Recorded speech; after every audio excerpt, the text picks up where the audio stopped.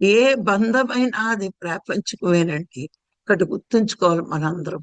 ఏ బంధం అవనివ్వండి, భార్యాభర్తల బంధం అవ్వచ్చు, తల్లి పిల్లల బంధం అవ్వచ్చు, చుట్టాలు చుట్టుపక్కల వాళ్ళు అవ్వచ్చు, ఇవన్నీ ప్రాపంచికమే.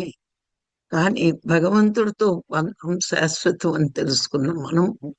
దానికే ఫస్ట్ ప్రయారిటీ ఇవ్వాలి.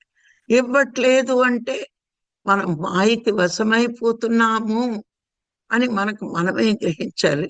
నేను మాయకు వశమైతే జీవుడుగానే ఉంటాను, మాయని దాటితే దేవుడిగా ఎదుగుతాను. భగవంతుణ్ణి చేరడానికి భగవంతుడికి జీవుడికి మధ్యలో మాయ అనే తెర ఉంది.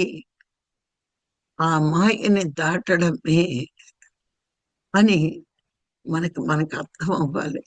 మనకి ఎవ్వరూ అడ్డు కాదండి, ఎవ్వరూ శత్రువులు లేరు. మన మనసే మనకి శత్రువు. మాయకి వశమైన మనసు ప్రపంచం వైపు లాగుతుంది.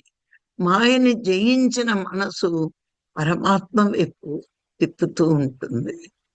ఇప్పుడు మొదట్లో కొన్నాళ్లే మనకి కష్టం, కొన్నాళ్లే మాయ ద్వారా భగవంతుడు మన ప్రపంచం వైపు తిప్పేస్తూ ఉంటాడు. ఆయన పరీక్షలు అవి.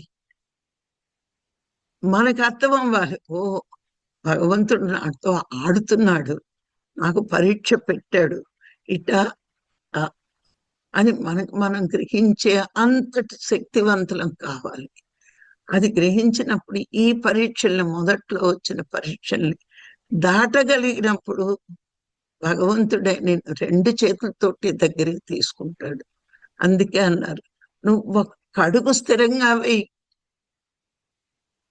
10 అడుగులు నీ దగ్గరికి వచ్చి నీ చేయి పట్టుకుని తీసుకెళ్తాడు. మొదట్లో ఉంటాయి పరీక్షలు, ఉంటాయి కష్టాలు ఉంటాయి, చాలా బాధలు ఉంటాయి.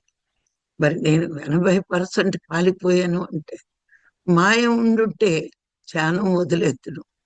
మాయ నుంచి గురువు పక్కనే ఉండి బయట పడేస్తూ ఉన్నాడు ఎప్పటికప్పుడు. లోకుల మాటలను విననివ్వకుండా గారు ఎప్పటికప్పుడు సరిచేస్తూ ఉండేవాడు.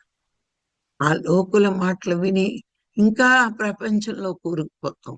చాలా మంది చెప్పారు, పూజలు మానేసింది, శవాల గది కట్టారు, అందుకే ఇంత అయింది, భగవంతుడు కోపం వచ్చిందని.